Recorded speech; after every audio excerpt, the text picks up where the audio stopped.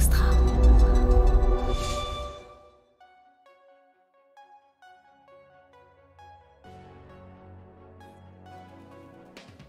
Je pense que ça fait pas de sens aujourd'hui en fait quand t'es sur des plateformes qui te proposent énormément de contenu gratuit et de très bonne qualité.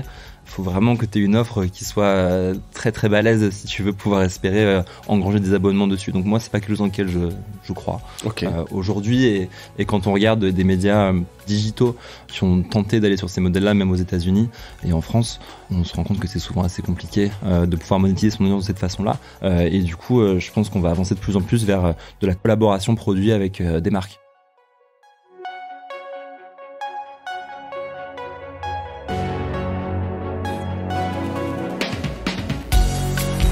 Bienvenue dans Mediarama, le podcast du futur des médias. Je suis François Desfossés et chaque semaine, je rencontre des entrepreneurs, des têtes penseuses et des experts de la galaxie média. Ce podcast est proposé par Cosa Vostra, agence de conseil tech et créative.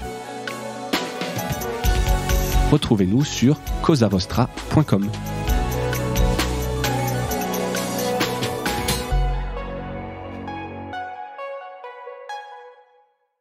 Bonjour à toutes et à tous et bienvenue dans ce nouvel épisode de Mediarama. J'ai le plaisir de recevoir aujourd'hui Léo Deveau. On le prononce bien comme ça ? Exactement. Bon, que je fasse pas de bêtises. Tu es le fondateur et cofondateur. Donc, tu vas nous expliquer un peu l'histoire de Views, un média. Alors, je vais faire le truc un peu de vieux pour les jeunes, un média principalement social. Voilà, que je ne connaissais pas. En fait, c'est en parlant avec l'équipe, essayer de trouver un peu des idées de sujets que j'ai découverts. Donc, ce qui prouve bien que je ne suis absolument pas dans la cible de Views. On va dire les choses très clairement. Est-ce que tu peux, on fait un peu la carte d'identité toujours un peu pour commencer, nous expliquer pourquoi Views et l'histoire du média ? Ouais, carrément. Views, ça a été créé fin 2016 d'abord sous la forme d'un blog. En fait, avec du coup deux amis de longue date, on s'est rendu compte qu'il n'y avait pas d'offre média francophone qui réunissait tous les sujets qui nous plaisaient, c'est-à-dire la musique, la mode, le sport et tous les univers culturels, on va dire, qui touchaient notre génération.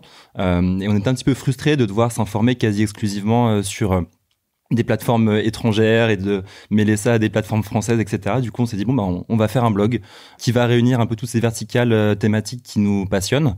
Et on a lancé le blog comme ça, et c'est comme ça que Views est né. Et c'est en 2016, hein, c'est ouais, ça ? C'est ça, fin 2016. Et tu dis vraiment, c'est un blog à l'histoire. Ouais. À l'époque, vous dites pas, je lance un média. Ah non, pas du tout. Au départ, on a vraiment juste cette volonté d'avoir une plateforme, en fait, qui nous ressemble et sur laquelle on peut parler, en fait, ces sujets-là, parce qu'on se dit, en vrai, si nous, on a ce manque-là, il y a forcément des gens qui vont être intéressés par le fait d'avoir tout sur une seule source d'information. Ouais. Mais le calcul s'arrêtait là. C'était un site web et une page Facebook pour relayer nos articles et fin. Ok. Fast forward, aujourd'hui, vous êtes vous êtes une quarantaine. Exactement. Donc ça a bien évolué et donc on va essayer de voir un peu, comprendre comment vous en êtes arrivé là, tout ce que vous faites. C'est quoi la ligne éditoriale ? J'allais dire c'est lifestyle, mais c'est peut-être un peu réducteur de dire que c'est lifestyle. Je sais pas si c'est réducteur. Aujourd'hui, notre positionnement sur Views, ça va vraiment être toujours de raconter, décrypter et de mettre en valeur en fait cette culture qui est la nôtre et qui nous passionne depuis le tout départ de Views. C'est un petit peu ces cultures convergentes qui étaient à l'époque très très verticales, très morcelées. Donc forcément, il y a du lifestyle parce que c'est des univers qui sont très forts dans la vie des personnes qui nous suivent, qui sont très importants pour eux. Mais ouais, je dirais que c'est ça un peu notre positionnement éditorial aujourd'hui, avec l'objectif en fait de créer de la valeur sur des sujets qui sinon sont pas forcément trop racontés ou alors sont racontés de manière très nichée sur des médias spécialisés. Ouais, et c'est quelle audience ? Tu peux nous donner peut-être quelques chiffres si tu as en tête des audiences, que ce soit sur les réseaux, et puis après l'audience aussi en tant que persona à qui vous vous adressez ? Ouais, aujourd'hui on a un peu plus de 800 000 personnes qui nous suivent entre les différentes plateformes avec notre vaisseau amiral on va dire qui est Instagram. On a principalement des 16 à 30 ans qui vont représenter 80% de notre audience. Donc les millennials un peu si on doit résumer. Ouais, si on doit utiliser des termes un petit peu marketing, ça va être ça. Et on a une audience qui est paritaire entre hommes et femmes. C'est en fait nous les personnes qu'on essaie de toucher, c'est tout simplement les nouvelles générations en fait qui sont très engagées dans leur consommation culturelle et dans leur vie de tous les jours aussi, parce qu'on s'est rendu compte que des sujets d'engagement tels que l'écologie en fait faisaient partie de la culture aussi de ces nouvelles générations. Et du coup ouais, c'est on essaie de toucher en fait les personnes pour lesquelles la culture est importante tout simplement dans la vie de tous les jours. Et ouais, aujourd'hui, comme je disais, on a Instagram qui est... C'est vraiment là où vous êtes le plus fort. Et Ouais, c'est... Après, TikTok, j'imagine. Ouais, TikTok, on est fort sur Twitter, enfin sur X aussi. On essaye Ça marche bien, justement, chez les 16-30 ans, X. Ouais, c'est toujours un réseau qui est important, je pense que... Alors, tu dis toujours, moi j'ai quand même l'impression, pardon, je te coupe, mais j'avais l'impression que c'était justement, les jeunes n'allaient pas vraiment sur Twitter. Il y a eu le fait que ça a été repris par Elon Musk, que ça change de nom. Non, tu n'as pas vu de changement. On a toujours un peu de changement vous avez toujours eu une audience. Ouais, on a toujours eu une audience. Et le changement, on l'a plus vu dans l'algorithme, en fait, dans la façon dont sont valorisés les contenus, le fait que c'est plus difficile de partager des liens externes, ce type de sujet-là, et de faire de la redirection vers d'autres plateformes ou même notre site. Après, nous, on a toujours une audience dessus qui grandit. On doit avoir un peu plus de 150 000 abonnés aujourd'hui sur X, qui reste intéressant, et on touche sur certains tweets plusieurs millions de personnes. Donc, ça reste une plateforme intéressante. Et d'après notre dernière enquête d'audience, je crois qu'on avait à peu près 20% notre audience globale qui nous suivait sur Twitter. Donc, d'accord, ouais, donc ça reste une plateforme importante. Ouais. Et le blog, qui est donc devenu un site entre-temps, qu'est-ce que ça représente quoi en termes de chiffres ? Aujourd'hui, on va avoir à peu près 150 000 visiteurs uniques par mois, ou pages vues selon les timings. C'était une plateforme qui était très importante pour nous au départ. On faisait parfois jusqu'à 2-3 millions de pages vues par mois, et on était très fiers d'avoir justement cette plateforme qu'on maîtrisait de bout en bout. Mais on avait une difficulté, c'était qu'on était absolument nuls en programmatique, et on savait pas du coup monétiser un site de manière un petit peu intelligente. Et tout notre trafic venait de Facebook et de Google. Et avec la petite bascule qui s'est opérée pour les audiences entre Facebook et Instagram, avec les algorithmes Google qui ont été de plus en plus compliqués et une maîtrise du SEO de notre côté qui n'était pas forcément la plus forte, on a complètement basculé vers une stratégie plus social first, on va dire, où on a beaucoup plus poussé Instagram, Twitter, ensuite TikTok, YouTube, etc. Et le site aujourd'hui, pour nous, c'est surtout une vitrine et en fait une carte de visite de ce qu'on sait faire en termes de production de contenu, de qualité des visuels, de curation et de sélection des talents qu'on veut mettre en avant sur Views. D'accord, mais clairement aujourd'hui, Views, c'est un média social. Exactement. Ouais, c'est très clair. Le modèle économique, j'ai vu qu'il y avait un studio, Views Studio. Alors, je n'ai pas dit l'URL, c'est views.fr. Vous pouvez, j'espère, mettre pause peut-être en écoutant cet épisode et aller voir un peu, alors sur le site, mais encore une fois, c'est qu'un site vitrine sur les réseaux. Mais le modèle économique de Views aujourd'hui ?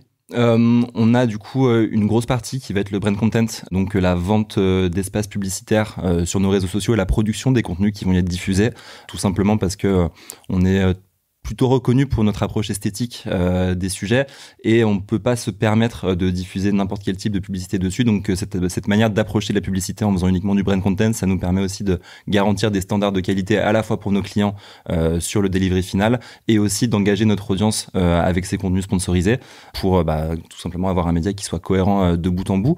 Et à côté de ça, on a du coup une partie agence qui représente à peu près la moitié de notre chiffre d'affaires aujourd'hui, avec laquelle on va mettre au service de nos partenaires nos savoir-faire en termes de production de contenu, de sélection de talents, de curation au sens large et de production événementielle, de recherche d'insights, de conseils pour bénéficier un petit peu de la position qu'on a au final dans la culture, on va dire, et dans la compréhension en tout cas de la culture qu'on peut mettre à disposition d'un certain nombre d'annonceurs. Ouais, très clair. Et Views Studio, donc l'agence, c'était prévu dès le départ? Pas du tout. Parce que souvent c'est un modèle qui marche bien, tu vois, t'as un média, t'as une agence. Alors aujourd'hui tu nous diras peut-être après, je te poserai la question si ça marche bien, mais c'était pas prévu. Non, c'était pas prévu. En fait, nous, on n'a pas eu le temps d'anticiper trop de business model parce que, comme je disais au départ, on a construit un peu ça sous la forme d'un blog au départ. Puis après, on a testé, on a essayé de comprendre un petit peu quels étaient les modèles possibles et imaginables. Et du coup, naturellement, on s'est tourné d'abord vers le brand content. Et quand le Covid est arrivé, on a pris un coup qui était assez dur sur les revenus publicitaires parce que forcément, les premiers budgets qu'avaient coupé les annonceurs à ce moment de grosse incertitude, on va dire, c'était les budgets qui étaient... C'était vraiment les... Ça, vous l'avez senti, ça a été violent? Ouais, ça a été assez violent. C'est les petits médias comme vous, effectivement, où on gèle un peu les budgets en attendant de voir. Exactement. Et là, on s'est dit, ok, bon, on a bien réussi à imaginer cette partie brand content, on a plutôt des business cases qui sont intéressants et on est assez convaincu qu'après le Covid, on pourra un petit peu double down entre guillemets dessus. Mais c'est pas assez en fait. On peut pas dépendre d'une seule ligne de revenus si on veut créer un média qui soit indépendant, qui puisse grandir et qui un jour soit profitable. Et c'est de ce constat-là en fait qu'on est parti pour créer Views Studio. Et aussi parce qu'il y avait une demande de marché de la part de nos clients qui nous demandaient quand même de plus en plus de pouvoir leur produire des assets pour eux, leur produire du contenu. Ouais, tu sens que ça va répondre et qu'en face, exactement, vous êtes un peu crédible là-dessus. Exactement. Donc vous l'avez créé il y a 2 ans, le studio. Un petit peu plus maintenant, je crois qu'on l'a lancé en 2021. D'accord. Donc sortie de Covid. Ouais. Et aujourd'hui, du coup, ça représente un peu plus de 50% de notre chiffre d'affaires. Ouais, donc c'est une belle réussite. Ouais, exactement. Donc tu dis le split publicité brand content, enfin brand content et agence, c'est 50-50 à peu près. Ouais. Okay. Ouais, aujourd'hui c'est 50-50. On a l'ambition de réduire encore la part du brand content parce que ça reste un marché qui est très volatile, même s'il est forcément intéressant en tant que plateforme média. Mais on va essayer de développer de nouvelles sources de revenus dans les prochaines années pour voilà. Tu nous diras ça à la fin. Bien sûr. On projettera dans le futur. Je continue la carte d'identité. Est-ce que vous êtes rentable aujourd'hui? On est en janvier 2024. Ouais, on a été rentable pour la première fois en 2023. Donc on est assez content de ça, surtout qu'on a une grosse. Pour la première fois croissance. depuis 8 ans. 7 ans. Alors, la boîte, on l'a faite fin 2017. On a toujours été à l'équilibre jusqu'en 2021. Et fin 2021, on a fait une petite levée de fonds qui nous a permis d'accélérer ensuite et de beaucoup investir sur 2022. Donc sur 2022, on n'était pas rentable. Normal. Mais on a réussi à suivre un petit peu notre business plan sur 2023 en se développant même beaucoup plus que ce qu'on avait anticipé au départ et à être rentable. Du coup, ça, c'est une vraie satisfaction aujourd'hui de pouvoir avoir un média qui soit rentable, surtout vu l'état du marché pour les pure players, on va dire, en France. Pure player et pas qu'en France d'ailleurs. Ouais, et pas qu'en France, on se le disait. Donc c'est bien, bravo. Vous faites quel chiffre d'affaires? Je peux vous communiquer dessus? On ne communique pas trop dessus. Bon, ok. Je vais pas jouer à essayer de deviner, etc. On peut faire après des calculs, mais en tout cas, vous êtes rentable. Donc je disais, en préparant un article de La Réclame de novembre 2023 où tu déclarais que le média avait grandi très vite. Je l'ai dit un peu en préambule, vous êtes une quarantaine. C'est combien de rédacteurs et un peu l'organisation aujourd'hui cette quarantaine de personnes? Alors déjà, on a grandi très vite, mais on a grandi très lentement à la fois parce qu'on a mis très longtemps, comme je disais, à trouver notre business model et la première salariée de Views est arrivée il y a 2 ans. Donc il y a vraiment 2 phases. C'est vraiment il y a vraiment une phase qui est bon. On n'a aucune expertise, aucun réseau. On est à Lyon au départ, donc assez éloigné de tout ce qui va être l'univers culturel en France qui est quand même très centralisé à Paris. Et du coup, on a eu quand même bien 4 ans et quelques de test and learn. Et du coup, avec une première salariée qu'on a signée en contrat de travail en tout début 2022. Et aujourd'hui, on a une quarantaine avec un tiers des équipes qui va être dédiée à la rédaction. Ouais. Donc des profils de journalistes, de créateurs de contenu même au sens plus large parce qu'aujourd'hui il y a aussi beaucoup de vidéos, de sujets comme ça. Un tiers des équipes qui vont être mobilisées sur la partie agence avec des activités, des métiers plus classiques on va dire de directeurs commerciaux, de chefs de projet, de planeurs stratégiques, de concepteurs rédacteurs, etc. qui étaient des métiers qu'on connaissait même pas en fait il y a 4 ans quand on a commencé à imaginer le business model. Ça c'était intéressant aussi à mettre en place. Et un dernier tiers qui va être la partie équipe de production avec des directrices et directeurs de production, des photographes, des vidéastes, des monteurs, des retoucheurs pour maîtriser de bout en bout en fait notre processus de création de contenu, que ce soit pour le média ou pour l'agence. D'accord. Et tout est produit justement par des journalistes de bout en bout. Est-ce qu'il y a un peu d'IA? Je sais pas. Est-ce que c'est un sujet que j'aime bien? Enfin, il y a pas que moi. On en parle quand même beaucoup. Donc ça m'intéresse de voir. Est-ce que vous êtes une équipe jeune? Est-ce que vous avez adopté ce genre d'outils? On l'a adopté dans nos processus. Je pense que ce serait une expression qui est un peu forte. Un peu forte. Aujourd'hui, on regarde beaucoup ce qui se passe. On est très curieux et on pense qu'il y a beaucoup de choses à faire. Aujourd'hui, on a pas mal utilisé l'IA générative pour l'intégrer en fait dans nos processus de création de contenu, notamment en partenariat avec des marques. Donc on aime bien mêler des vraies photos avec de l'IA générative pour créer des univers un petit peu fous, un petit peu dingues, qui permettent en fait d'avoir une proposition créative qui est vraiment hors du commun derrière. Donc ça on l'a fait pour plusieurs annonceurs cette année et à chaque fois on est très très content des résultats et ça apporte une vraie valeur ajoutée par rapport à ce qu'on pourrait faire autrement. Ouais. Et sinon on regarde beaucoup ce qui se passe et on essaye de là où c'est utile en fait, là où ça peut aujourd'hui nous apporter une valeur ajoutée, l'utiliser au maximum. D'accord. On a des équipes qui sont très vigilantes là-dessus en interne et qui regardent. Ouais, c'était un peu ma question justement. Donc, t'es créatifs, eux sont contents d'utiliser ce genre d'outils. Ouais, c'est super. Et les marques l'accueillent bien. Plutôt bien. Après, on l'utilise pas gratuitement, on l'utilise à chaque fois quand ça répond à une problématique créative ou à un point de vue stratégique qu'on a mis en place soit en réponse de brief, soit en interne pour se dire, ok, bon, en fait, là, il y a plein de choses qu'on sait faire nous-mêmes, mais on le fera mieux si on utilise des outils un petit peu innovants. Et c'est vraiment dans cette démarche d'innovation qu'on regarde l'IA aujourd'hui. Très bien. Donc, on le disait un peu, la ligne éditoriale, le papier lifestyle, culture. Est-ce que, si je reviens un peu, vous êtes donc sur plusieurs réseaux sociaux, est-ce que c'est la même ligne éditoriale par réseau social? Est-ce que vous segmentez? Est-ce que vous avez une connaissance un peu pointue de tout ce que vous faites sur chaque réseau? Aujourd'hui, la ligne éditoriale, ça va être la même globalement sur l'ensemble des plateformes qu'on investit. Par contre, les contenus vont être distribués de manière différente parce que les usages sont pas les mêmes selon les plateformes et une même info ou un même contenu ressemblera pas à la même chose sur Instagram qu'il le fera sur X ou sur TikTok. Donc ça, c'est quelque chose qui est important pour nous aujourd'hui, c'est de pouvoir vraiment distribuer le contenu de la manière à ce qu'il soit le mieux reçu, le mieux consommé par l'audience. Tu parles en chronologie ou en type de format? Plutôt dans le type de format. C'est-à-dire que sur Instagram, par exemple, on a des formats photo, texte qui vont résumer la news en une phrase avec un visuel qui vont être dans le feed directement de notre communauté. Sur Twitter, ça va être plus un tweet uniquement très limite Telegram qui va donner l'information, et sur TikTok, ça va plutôt être de la vidéo explicative qui donne du contexte sur l'information. Mais même ligne éditoriale, il n'y a pas de sujets différents. Non, il n'y a pas vraiment de sujets différents. Après, voilà, sur YouTube, ça va être un petit peu différent, par exemple, parce que c'est de la création de contenu qui va être un petit peu plus ambitieux, et sur lequel on est plus dépendant aussi de talents externes, vu que ça va être beaucoup d'interviews, de reportages, de sujets comme ça. Donc c'est peut-être sur YouTube, on va dire, où c'est le plus différent de ce qu'on peut proposer ailleurs, mais ça reste dans les mêmes thématiques culturelles. Ok, très clair.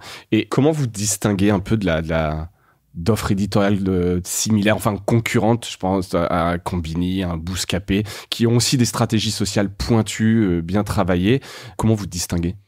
Je pense que c'est pas forcément nous qui le dirions le mieux, mais encore une fois, on a fait une enquête d'audience récemment qui nous a apporté beaucoup d'éclairage là-dessus, et 92% de notre audience trouve qu'on a une proposition éditoriale qui se différencie très fortement des autres médias qui vont être en social first. Et la première raison qu'ils nous citent, c'est déjà l'approche esthétique. Donc, ça, c'est un truc très fort que vous avez depuis le début. Hein. J'ai l'impression que vous le revendiquez. On le revendique parce que c'est important aussi pour nous, et c'est important dès le départ de pouvoir aussi non seulement raconter la culture, mais la mettre en avant, la valoriser du mieux possible. Et bon, ça demande un peu plus d'efforts, un peu plus de temps, un peu plus d'argent. Ouais, ça coûte un peu, hein, effectivement. Mais c'est un postulat qu'on a eu dès le départ et qui aujourd'hui nous identifie très fortement auprès de l'audience. Et la deuxième très forte démarcation, c'est la qualité de la curation. Et ça, c'est un paradoxe qui est assez intéressant quand on observe un petit peu nos formats, notre audience et nos taux d'engagement. C'est qu'aujourd'hui, par exemple, sur Instagram, on a un des taux d'engagement parmi les médias digitaux qu'on regarde qui est les plus forts en France et parfois même en Europe, alors qu'on a un peu des pratiques old school sur la plateforme, c'est-à-dire qu'on n'est pas... On n'envoie pas 15 reels par jour, on fait encore beaucoup de photos. Vous n'avez pas craqué l'algorithme pour optimiser par rapport à l'algorithme. Vous avez encore votre vision, alors old school ou artisanal, en tout cas.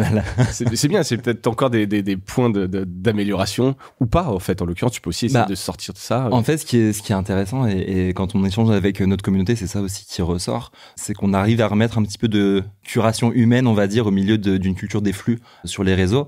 Et en fait, la sélection des sujets, la manière de les apporter, de les délivrer, en tout cas à notre communauté d'une manière qui se veut esthétique, accessible et valorisante, ça nous permet d'avoir des formats qui normalement sont plus du tout mis en avant par les algorithmes, qui vont l'être énormément, alors que normalement on devrait faire que de la vidéo quasiment sur Instagram aujourd'hui, par exemple. Ouais, pour être dans les standards, enfin de leur algorithme, etc. Exactement. Mais c'est aussi intéressant de prendre un peu une sorte de contre-pied quelque part, et ça marche. Et ça nous a permis, là, on a grossi, tous les ans, on double quasiment les audiences sur Instagram. De manière organique ou maintenant justement, en fait, c'est exclusivement organique. Et c'est doublé, ça peut paraître beaucoup, mais au final, on prend 100 000 abonnés par an à peu près. Et en fait, ça nous permet d'avoir une audience avec un très très fort taux de rétention, parce que vu que c'est pas des contenus qui vont être trop proposés par les algorithmes, ils savent pourquoi ils s'abonnent, ils savent pourquoi ils nous suivent, et notre proposition éditoriale elle est complètement inclue en fait dans leur mode de consommation de médias. Donc, d'accord. Donc pour résumer, en fait, une audience très qualifiée. Ouais, c'est ça, c'est qualifié et parce qu'elle vous a trouvé, et c'est pas juste parce que ça répondait parfaitement aux algorithmes. Exactement. Donc toi, t'as le sentiment que ça a plus de valeur et que c'est des gens qui seront plus fidèles. Et c'est ce qu'on retrouve aussi derrière. Ouais. D'accord. Mais ça, j'imagine, c'est pareil, ça se vend bien, entre guillemets, à des annonceurs, en tout cas ce côté un peu fidèle. C'est d'abord valorisant pour les équipes, parce que tu sais que tu fais un travail journalistique qui derrière a de la valeur, et qui crée de la valeur surtout pour la communauté qui te regarde, qui te suit. Et évidemment, derrière, c'est valorisant aussi c'est à double tranchant ensuite pour les annonceurs, parce que du coup, une audience qui va être plus petite que des Bouscapé ou Combini, pour citer ceux que tu reprenais plus tôt, mais qui va être beaucoup plus engagée. Donc c'est un petit peu ça, selon les conditions en fait des annonceurs, la compréhension qu'ils ont de views, c'est un petit peu là-dessus que ça va se jouer. D'accord. Alors j'ai cité ces deux-là qui me venaient spontanément. T'en as d'autres ? Alors l'idée c'est pas que tu cites tous tes concurrents, etc., mais pour essayer de voir un peu dans quel univers un Brut par exemple. Brut, je trouve ça plutôt éloigné de nous. En réalité, aujourd'hui, je trouve que c'est plus un média traditionnel, en fait, qui va avoir, même s'il va être plus engagé sur certaines thématiques. Oui, mais dans le traitement, dans la ligne éditoriale. Je trouve que c'est plus traditionnel, et ce qu'ils ont très très bien réussi à faire et qui est assez incroyable, c'est d'amener aussi bien en fait ces sujets-là et ces contenus aux nouvelles générations. Et c'est vraiment là-dessus, je trouve qu'ils ont fait une différence énorme ces dernières années. Mais Brut, on regarde très peu de leur côté en réalité. Tu regardes qui t'inspire ? Alors tu parlais au début de médias américains, mais est-ce qu'aujourd'hui il y en a quand même qui t'inspirent en France ? Ou tu trouves qu'ils s'en sortent bien ? Il y a plein de médias qui sont super intéressants en France. Je pense que ça va pas forcément être des médias que tu regardes, mais c'est pas... par exemple, je trouve que le lien qu'a créé Camino TV avec sa communauté, c'est exceptionnel, et c'est vraiment du très haut niveau. Je pense à même Combini, c'est quand même très très fort ce qu'ils ont réussi à faire sur la pop culture, et aujourd'hui des Vogue, des GQ, en tout cas dans la proposition vidéo, je trouve que c'est extrêmement intéressant aussi sur le marché français. Et après, sinon, nous on regarde encore quand même beaucoup ce qui se fait au UK ou sur le marché américain. Toujours très avant-gardiste par rapport à ce qu'on va faire en France. Et du coup, par exemple, là, je sais qu'il y a Canal+ qui marche super bien depuis un an et quelques avec Hot Ones. Ça, c'est une licence de Complex, qui est un média américain qu'ils avaient lancé sur leur vertical food First We Feast il y a peut-être 6 ans déjà, et ça cartonnait déjà aux États-Unis depuis très très longtemps. Du coup, il y a un petit différentiel de timing aussi, pas toujours 6 ans, mais effectivement, c'est clair. Tu parlais justement un peu de la photo, de ce côté très léché. Est-ce que vous travaillez avec des créateurs justement qui ont des communautés qui vous permettent de grossir comme ça, ou c'est plutôt très interne ? On a un réseau de profils créatifs avec lesquels on va collaborer, mais pas forcément sur de la création de contenu pur, même si on collabore parfois avec des super photographes, des super réals ou directeurs, directrices artistiques. On va plus essayer de les valoriser, de les mettre en avant via des formats d'interviews, de découvertes qu'on proposera à notre audience derrière, qui derrière seront partagés par ces personnes-là. Et c'est plus là-dessus qu'on va essayer de capitaliser. Après, sinon, on essaye vraiment de maximiser nos forces en interne, en fait, parce qu'on a des gens qui sont extrêmement talentueux et qui sont avec nous depuis un petit moment maintenant, et on trouve ça intéressant de pouvoir continuer à avancer avec eux. Et donc je reviens juste une seconde sur cette croissance un peu organique. C'est vraiment par la qualité de vos contenus, vous êtes plus vus, les gens vous suivent, etc. Donc c'est pas du paid, c'est pas d'autres communautés en disant on fait du cross création de contenu, etc. C'est vraiment purement organique, bouche à oreille, du partage, viralité des contenus. Exactement, c'est vraiment ça. Au départ, on n'y croyait pas trop, on a l'impression que c'était un petit miracle que les gens nous suivent aussi naturellement, parce qu'on n'avait pas de tactique d'acquisition, etc. Mais aujourd'hui, en tout cas, la marque MediaViews commence à être très bien identifiée par les nouvelles générations, et même les gens qui nous suivent pas nous connaissent, et ça, c'est une vraie reconnaissance de ce qu'on fait. Et t'as essayé quand même de faire du paid, là, par curiosité? À partir du moment où tu fais une levée de fonds, tu peux te dire on vend, donc plus on est nombreux, plus je peux toucher des marques, des annonceurs, etc. Non, t'as pas eu envie d'essayer? Pas vraiment.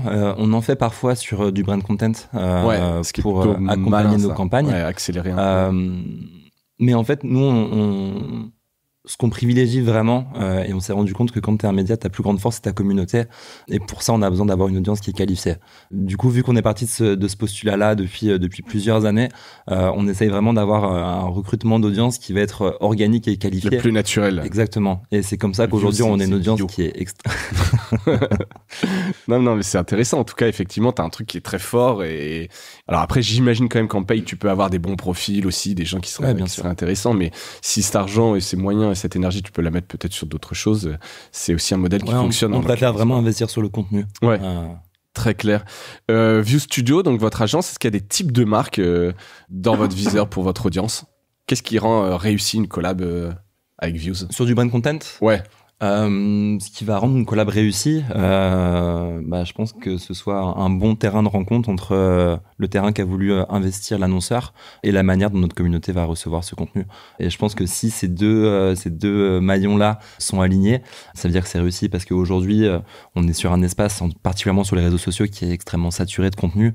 Et c'est pour ça aussi que les marques investissent sur du brand content, c'est pour avoir des vraies discussions avec leurs cibles. Mais nous, notre rôle en tant que média aussi, c'est de s'assurer que ça crée aussi un minimum de valeur pour notre communauté. Et donc, tu sélectionnes les marques, vous en avez refusé certains. Alors, il y a évidemment les grands équipementiers sportifs, comme on dit, les grandes marques, des Nike, des Nike, des Adidas. Il y a beaucoup, puisqu'on est beaucoup sur aussi la mode, etc.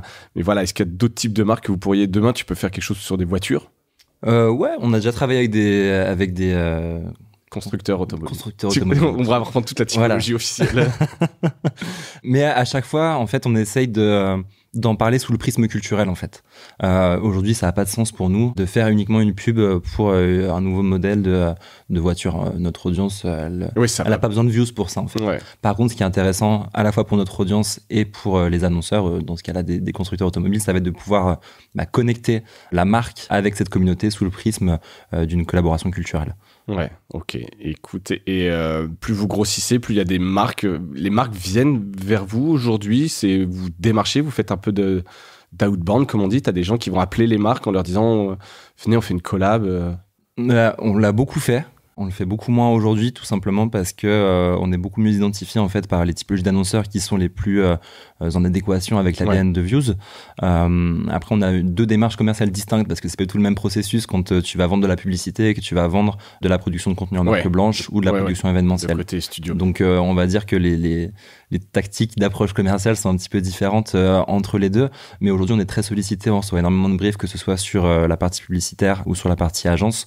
On a toujours, bien sûr, une démarche commerciale en continu, donc on a un petit peu d'outbound, mais qui doit représenter peut-être 20 ou 30% de notre chiffre d'affaires. Ouais, c'est pas le truc central.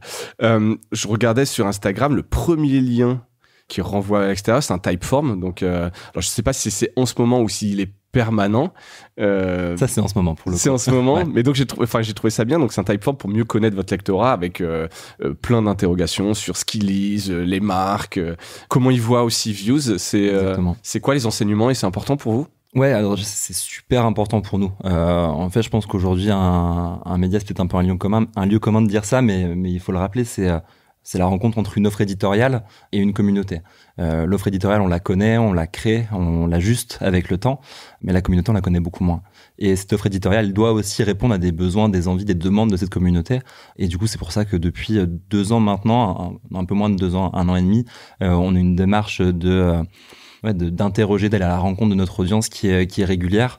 On a créé des livres blancs sur des sujets spécifiques. On a fait des livres blancs, par exemple, sur la génération qui lit Views, voilà leur rapport avec la consommation de produits mode vintage.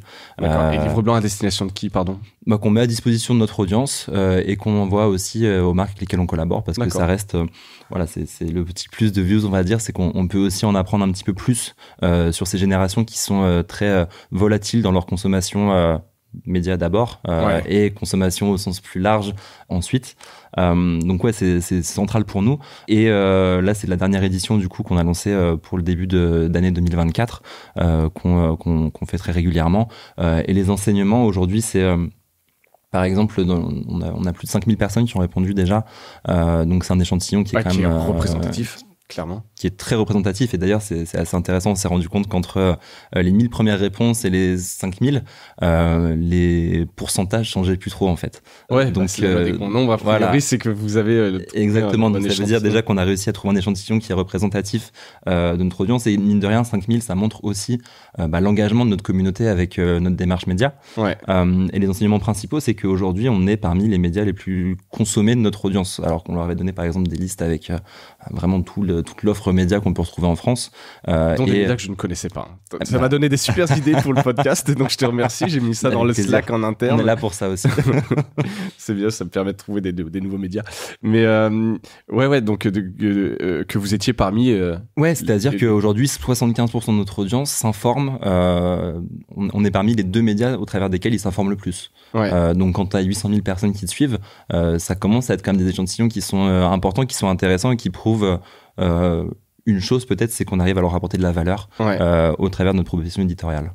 Et est-ce que tu penses, dans l'usage des médias des jeunes, donc eux consomment plutôt sur les réseaux sociaux, ils te lisent beaucoup, t'as pas envie des fois d'aller plus sur de l'info, un autre type d'info, informer, etc. Ou non, ce côté Hugo Décrypte, c'est pas du tout votre truc, et vous restez sur...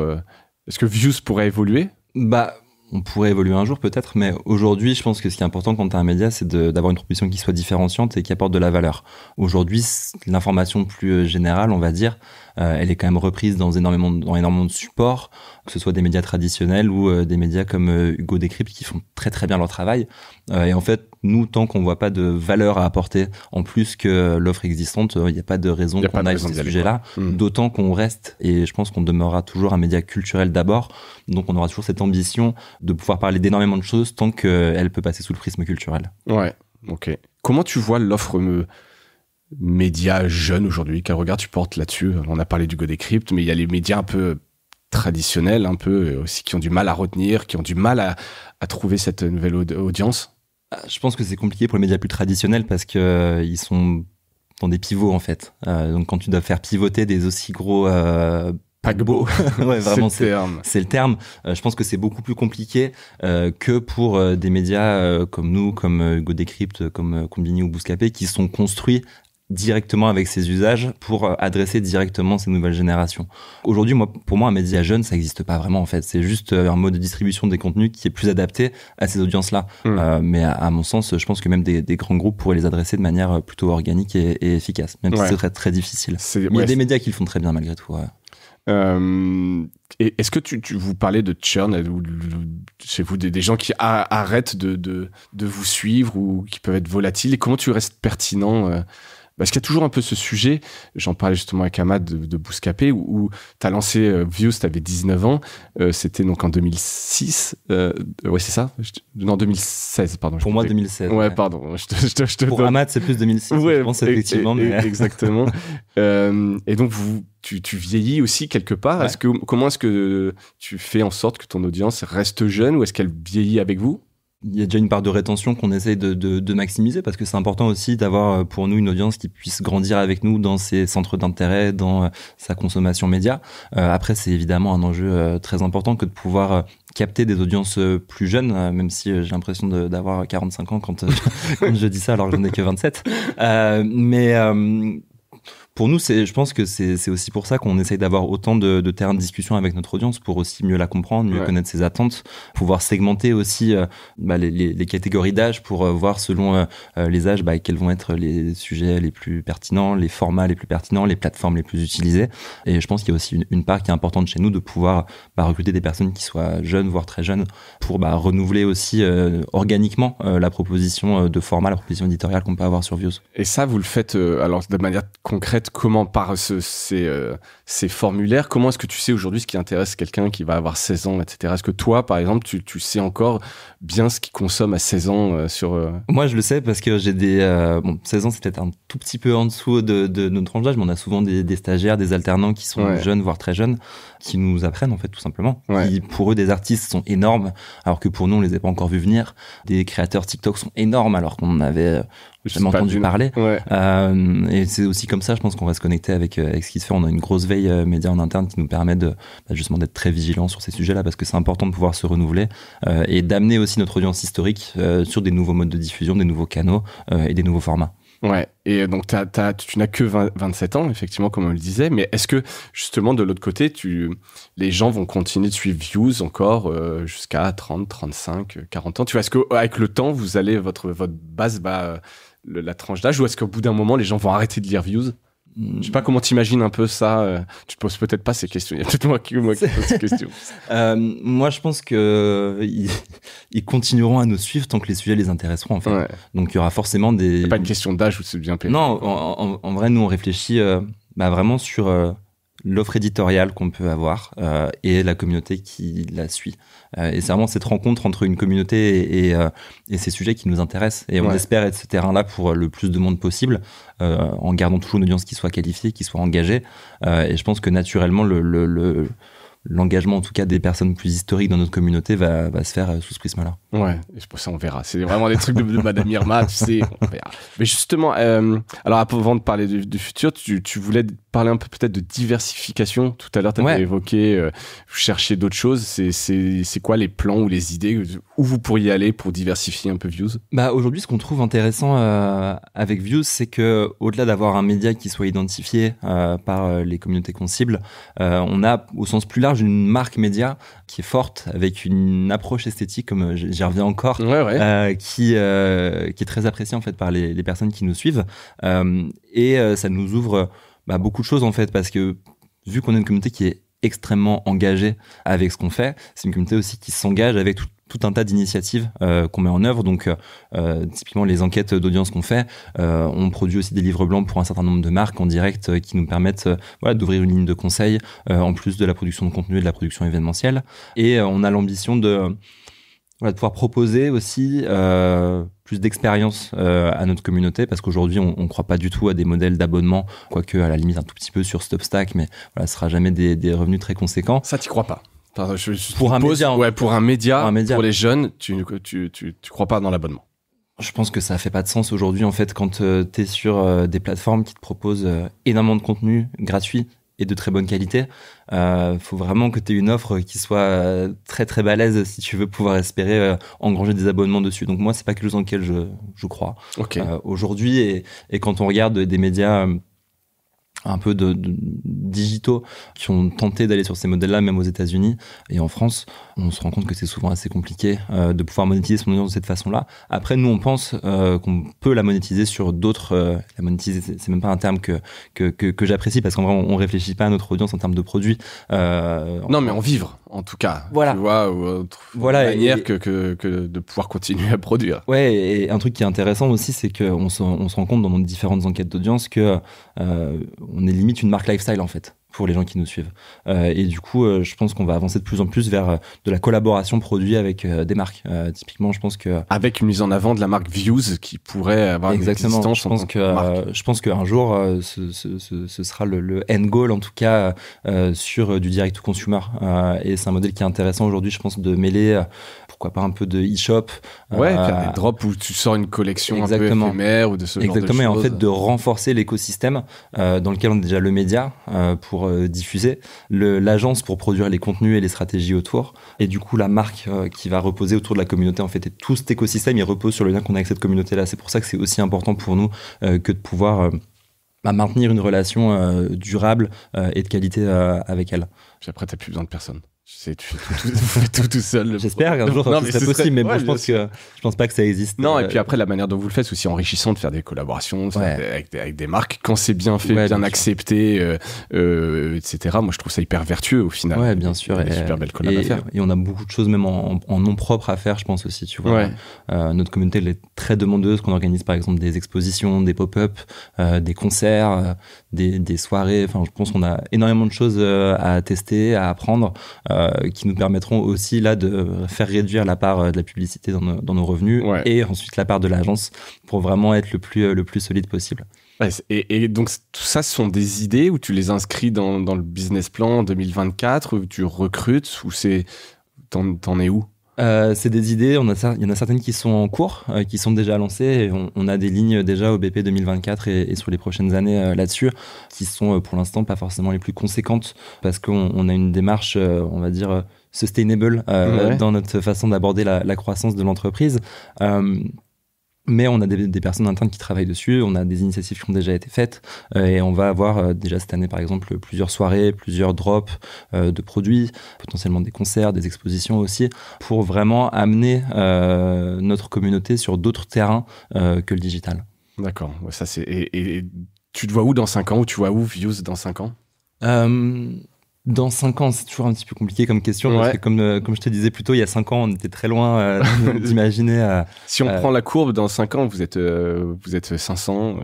Ouais, non, je pense, vu qu'on a cette approche sustainable, je pense pas qu'on arrive à 500, parce que je pense que pour un groupe média, c'est peut-être un petit peu beaucoup pour pouvoir être... encore agile, pertinent et pouvoir faire des pivots aussi, parce que là, aujourd'hui, on est à l'aise avec les usages et les plateformes, mais tout ça va évoluer aussi dans les 5 prochaines années. Il faudra qu'on garde ces capacités d'adaptation, d'innovation pour réussir à être prescripteur sur d'autres médiums, d'autres formats. Ça te fait peur, ça, de plus être pertinent, à un moment donné, d'être un peu gros, justement, et puis de perdre un peu le contact? Non, au contraire, c'est super excitant. Je trouve que d'avoir ce leitmotiv qui va être celui de chercher à constamment se renouveler, constamment chercher des nouveaux talents, chercher de nouvelles manières de traiter de l'information et de rencontrer son audience quelque part. Je trouve ça passionnant. En vrai, je pense que c'est ça qui est passionnant dans un média, tout simplement. Ouais. C'est ça qui te donne un peu l'énergie. Ouais, c'est ça. Donc dans 5 ans, je sais pas, j'aimerais bien que la marque Media Views soit une vraie marque média reconnue, identifiée dans l'univers culturel et qu'on soit, tu vois, une marque aussi forte dans l'image, en tout cas, qu'un Vogue, par exemple. Bon, sans être Vogue. Non, mais évidemment, mais dans l'imaginaire, exactement. etc. Ça véhicule des valeurs que tu as su bien, de luxe, etc. Ce serait pas mal, écoute. C'est tout le mal que je te souhaite, et j'espère être encore là aussi dans 5 ans pour voir ça avec Views. Écoute, on arrive au bout de cet épisode, Léo. Dernière question, qui est un peu le gimmick de Mediarama. Est-ce que tu as un truc cool à nous partager? Views? C'est super cool à suivre. Réponse bien sûr salée, et clairement d'autres choses que tu as pu voir, des collabs, un média, une expo, peu importe ce que tu veux. On a beaucoup de partenariats avec des expos passionnantes qui vont arriver bientôt, notamment au Musée européen de la photographie, au Palais Galliera. Donc ça, vous pourrez voir tout ça sur Views aussi. Et je pense on a déjà vu un petit peu les expos, ça va être très cool. Sinon, c'est compliqué comme question. Ouais, c'est pas toujours simple. Ça peut être. C'est les 25 ans des Sopranos, du coup, je dirais de regarder de nouveau les Sopranos et en conseil de lecture. J'ai beaucoup aimé un recueil d'interviews d'Henri Cartier-Bresson récemment, qui s'appelle « Puis-je garder quelques secrets ?» D'accord, écoute, je mettrai le lien vers tout ça. Ce sont de bonnes recommandations. Léo, bravo pour Views, c'est une belle réussite. Ça fait plaisir de voir des projets comme ça. Merci pour ton temps, d'avoir accepté l'invitation. Merci pour l'invitation. C'était un vrai plaisir de t'avoir. Merci à toutes et à tous. J'espère que cet épisode vous a plu, et je vous dis à bientôt. Salut.